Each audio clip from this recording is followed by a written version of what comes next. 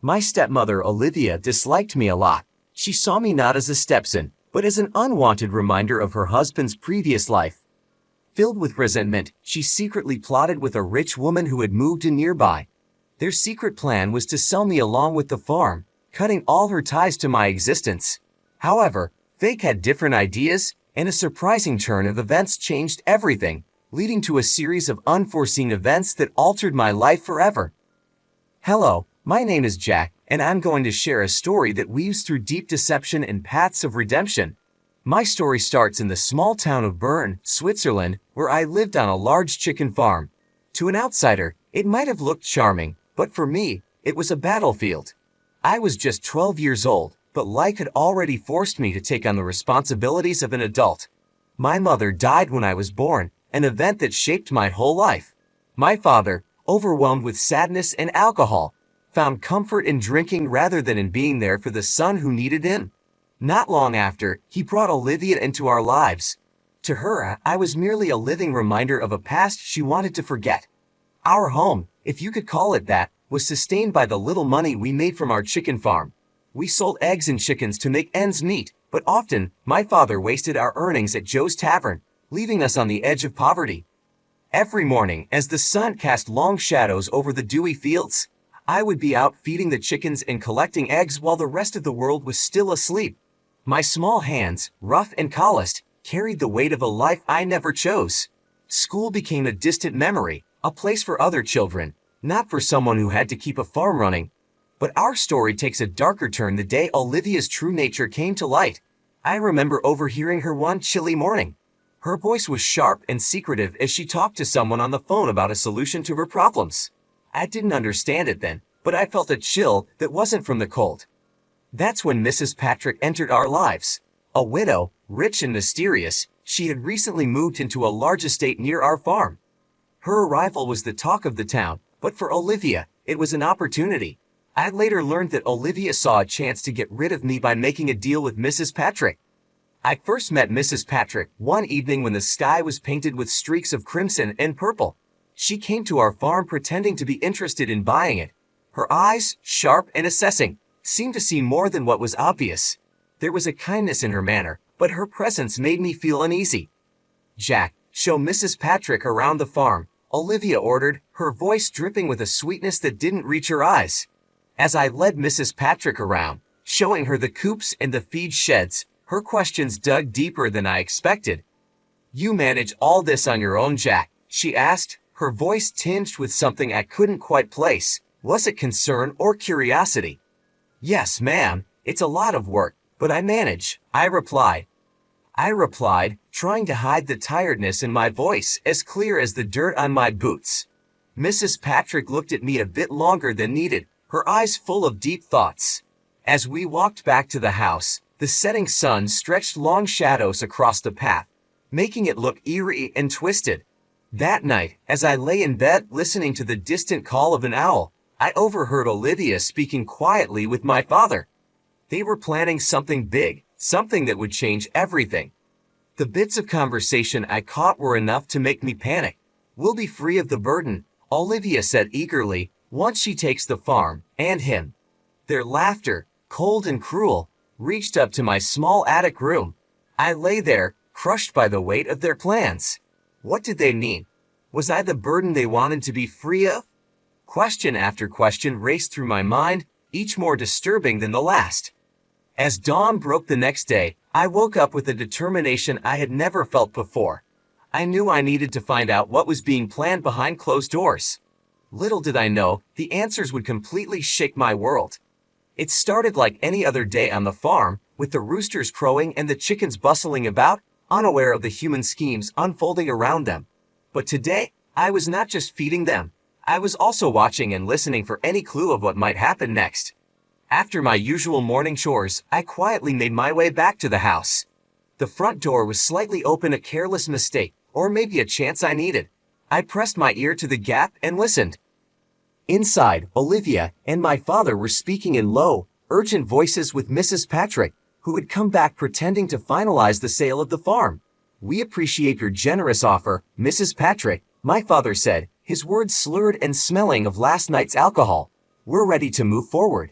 This place and the boy, it's all too much for us now. Mrs. Patrick's voice was smooth like honey, but with a sharp edge that made me shiver.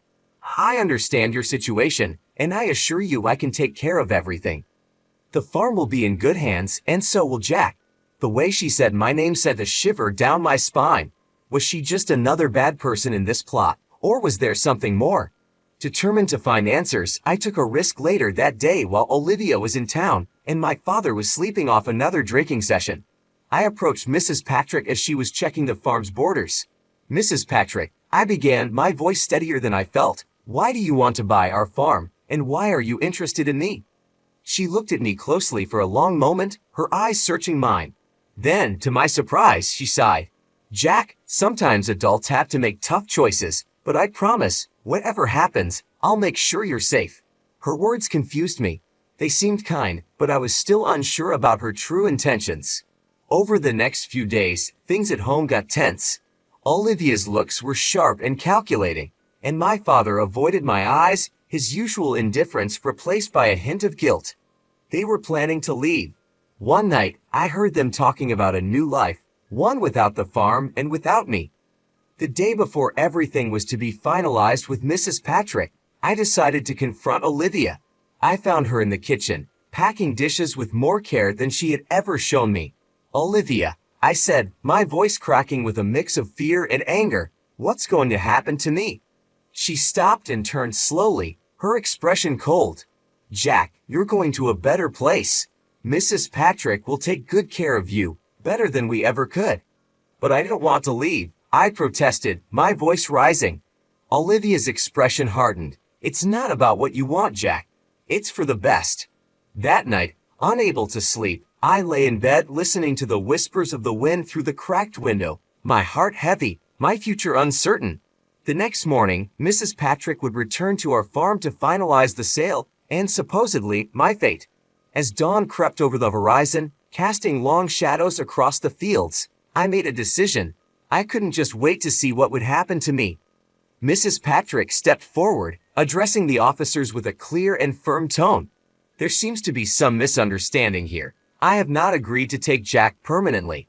I was approached by these two about buying the farm and possibly providing Jack with temporary guardianship while they sort out their issues. The officers listened intently, taking notes. One of them turned to me, his voice kind but probing. Jack, have they discussed with you any details about moving or living arrangements other than what you've just mentioned? I shook my head, the weight of the unknown pressing down on me. No, sir. They just told me I'd be staying with Mrs. Patrick for a while because it's too hard for them now. The officer nodded, then focused on Olivia and my father. We need to investigate these claims thoroughly. It's important that any decision about Jack's welfare follows legal procedures and is made in his best interest. Olivia looked visibly shaken, her voice barely a whisper as she tried to explain. We just thought it would be better for Jack. We can't provide for him the way he needs. The atmosphere was tense, each person's anxiety palpable. Mrs. Patrick then addressed me directly, her gaze softening. Jack, regardless of what happens, I want you to know that my offer to help is sincere. But any long-term decision will need to be properly vetted and approved. The officers then suggested they all go inside to discuss the matter further and check some paperwork. We also had a social worker who will need to speak with Jack and assess his living conditions, one officer added as they ushered the group towards the house. As they moved inside, I stood there for a moment, trying to process everything. The fear of the unknown mingled with a flicker of hope, knowing that these officers might just help me find a stable and caring environment. The future was still uncertain, but for the first time in a long while, I felt like there were adults around who might actually look out for my best interests. I never planned to take Jack away without his agreement or the proper legal steps. I was here to talk about buying the farm, but when I found out about the child's situation, I became worried. I contacted the police because I was concerned for his safety and well-being. The officers nodded and then turned their attention back to Olivia and my father. We need to check some documents and have a longer talk about Jack's custody and your financial actions, one officer said, gesturing for them to lead the way inside. As they walked into the house, Mrs. Patrick stayed back with me for a moment. Jack, no matter what happens today, I want you to know that my home is always open to you, and not because of any deal, but because you deserve a safe and loving place, she said. Her words felt like a warm blanket around my shivering shoulders. I nodded, not fully understanding the legal details, but feeling a spark of hope in the midst of the chaos. Inside, the officers started their questioning, pulling out documents that Olivia and my father struggled to explain. It quickly became clear that there were mistakes and possibly fake information in the paperwork related to the farm sale. As the officers dug deeper, Olivia's cover finally fell apart. It was all his idea, she burst out, pointing a trembling finger at my father. He wanted to sell the farm and get rid of the kid. I just went along with it. My father, his face now showing despair, looked at me, his eyes finally meeting mine. Jack, I'm sorry. I thought it would be better for you. The room spun around me as accusations were made and confessions came out. The officers took notes, their faces serious. The betrayal hurt, but the truth coming out also brought a strange relief. Finally, the reality of my life was being acknowledged by those who could change it. As the morning turned into afternoon, decisions were made. Olivia and my father were taken into custody for further questioning, and I was left in the temporary care of Mrs. Patrick. As we left the farm, I looked back at the only home I'd ever known, feeling the weight of my past and the uncertain promise of my future. As we drove away from the farm, the landscape of my past turned into a blur of green and gray, a picture fading into the background of my new reality. Seated next to Mrs. Patrick in the warmth of her car, I started to feel a cautious hope for what lay ahead. For the first time in what felt like an eternity, I felt a true sense of safety, a sanctuary from the chaos that had ensnared my life. Yet beneath this newfound security, my emotions churned, betrayal from those I had trusted, relief from the danger I was escaping, fear of the unknown ahead, and a budding hope kindled by Mrs. Patrick's words. Mrs. Patrick, sensing my tumultuous state, broke the silence as we drove. Jack, I know today has been extraordinarily difficult, and the days ahead will involve many changes, but remember, you're not alone anymore, she assured me, her voice a soothing balm to my frayed nerves.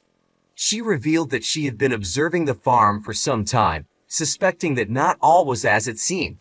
Her intervention, she explained, wasn't solely about the property itself, but was driven by a concern for my well-being. As we arrived at her estate, I was struck by its grandeur. The house, large yet welcoming, was surrounded by lush gardens bursting with vibrant colors, a stark contrast to the drab existence I had known. The gardens, a riot of hues, seemed almost surreal in their beauty, providing a visual feast that lifted my spirits. Over the subsequent days, Mrs. Patrick took the necessary legal steps to stabilize my situation. She was appointed my temporary guardian, and the process to officially make her my foster parent was initiated. During this period, I came to learn more about her. Unable to have children of her own, and having lost her husband a few years prior, she lived in a large estate that seemed too quiet for just one person. It was clear her heart had ample room for more. One sunny afternoon, as we meandered through her rose garden, the air fragrant with the scent of blooms, Mrs. Patrick paused and faced me. Her expression was earnest. Jack, I want you to understand that you are not a replacement or a charity case, she began, her voice firm yet kind. You are a brave young boy who deserves a chance at happiness. I hope with time, you will come to see this place as your home. Her words, sincere and heartfelt, planted a seed of hope in me. Maybe, just maybe, I could really start a new life here, one filled with love and stability. But life, as I was learning, is seldom straightforward. Just when I began to feel secure in my new environment, the past reared its head one more time. A few weeks after settling in with Mrs. Patrick, an unexpected call came from the police. They wanted to discuss the ongoing investigation into my father and Olivia. Anxiously, I went to the station where an officer handed me a letter found among Olivia's possessions. It was addressed to me, from my mother. Holding the envelope, my hands trembled as I felt the weight of its contents. Inside, written in my mother's elegant hand, were words of pure love and longing. She spoke of her deep affection for me, her aspirations for my future, and her profound regret at not being there to witness it. The letter, a mixture of love and sorrow, shattered yet healed parts of me. Her words echoed in my heart, affirming that despite her physical absence, her love had always been with me. As I absorbed her words, a profound sense of clarity settled over me. The betrayal and secrecy I had faced were now overshadowed by the undeniable truth of my mother's love. This revelation, though painful, brought a strange relief. It reassured me of my worth and solidified my resolve to embrace the new life Mrs. Patrick offered. With each passing day, the estate began to feel more like home. The shadows of my past receded, making way for a future I had once thought unattainable. Seated next to Mrs. Patrick in the warmth of her car, driving away from the police station, I realized that life was offering me a new beginning. As we navigated the roads leading back to the estate, the landscape of my past, once filled with uncertainty and fear, faded into a backdrop of vibrant greens and grays, a mere setting for the unfolding story of my new reality. I didn't even realize I needed it until it was in my hands, a letter from a mother I never got to know. It was a piece of my past that Olivia had tried to erase, but now, it was finally mine. This link to my mother, a connection long denied, became a cherished possession as the weeks turned into months, and the legal proceedings against Olivia and my father unfolded. They were eventually found guilty of fraud and child neglect. My father, seeking redemption, tried to reach out, longing to apologize and to reconnect. But for me, the path forward did not include him, not yet at least. Forgiveness is a complex journey, and I wasn't ready to embark on it. Living with Mrs. Patrick, who I came to affectionately call Patricia, was a blend of everyday routines and extraordinary moments. School, which had once seemed like a distant, unattainable dream, became a staple in my daily life. Patricia supported me in every way. She encouraged my studies, supported my exploration of new hobbies, and most importantly, she helped me navigate the tangled emotions of my past. One evening, as we sat watching the sunset from the porch, the sky a canvas of orange and pink, Patricia turned to me and shared a thought that struck a deep chord. "Jack, all families are built differently. Some are formed by blood, others by bonds that are stronger than blood. We're the latter, and I couldn't be prouder." That moment felt like the final piece of a puzzle slotting into place. The turmoil of my past had led me to this tranquil present, and the future was a canvas waiting to be painted with the vibrant colors of hope and healing. Patricia's words sizzled deep within me, affirming a truth I was only beginning to grasp. The definition of family could be much broader than traditional bonds, encompassing connections built on support, understanding, and unconditional love. Days turned into weeks and weeks into months as I settled into my new life with Patricia. The estate, with its sprawling gardens and quiet corners, became a sanctuary where I could grow and heal. We spent many afternoons wandering through the blooming gardens, discussing books, life, and my dreams for the future. Patricia, ever patient and wise, listened and advised, guiding me with a gentle hand. As the court cases wrapped up and the legalities were dealt with, I found myself thinking more about the future. I started to make plans for college, for travel, and perhaps one day, for ways I could help others who had faced challenges like mine. Patricia was supportive of all my plans, encouraging me to dream big and work hard. It wasn't just the practical support that made my life with Patricia transformative. It was the emotional healing that took place. The more I learned about empathy, compassion, and resilience from her, the more I began to understand the depth of what I had experienced. The process of healing from the past was slow and sometimes painful, but it was also filled with moments of profound realization and growth. And now, as I reflect back on the journey from the shadows into the light, I see how far I've come. From a childhood overshadowed by neglect and deception to a life enriched by love and new opportunities. This story, my story, doesn't just end with a new beginning. It continues each day with each new challenge and triumph. This tale is more than just my personal narrative. It's a testament to the resilience of the human spirit and the transformative power of compassion. To anyone who finds themselves in the darkness of despair, remember, the path to light often begins with the courage to step forward and the support of just one person who believes in you. Thank you for walking this journey with me through trials and tribulations, towards a horizon bright with promise. As I stand now, ready to face whatever comes next, I do so not alone, but with a family chosen not by blood, but by bonds forged in the depths of adversity and strengthened in the warmth of mutual respect and love.